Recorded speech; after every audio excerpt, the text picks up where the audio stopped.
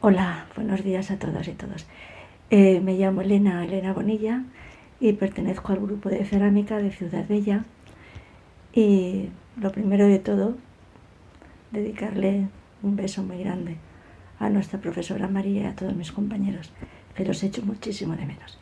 Bueno, pues mira, el libro que quiero hablar de él es uno que me regaló mi hermana, que a su vez se le había regalado una amiga, que es de Ángeles Mastretta y se llama Mujeres de ojos negros.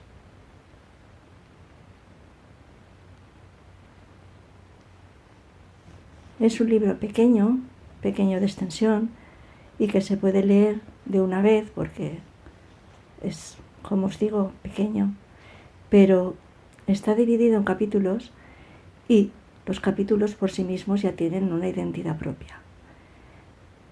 Trata de mujeres que en su vida pues no han logrado satisfacerse porque han tenido una vida anodina o una vida que no esperaban tener, pero que de una forma u otra al final van encontrando ese futuro que anhelaban.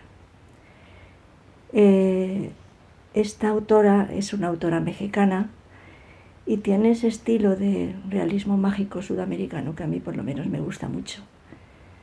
Y yo la verdad es que os lo recomiendo. A mí me gustó. Un beso para todos.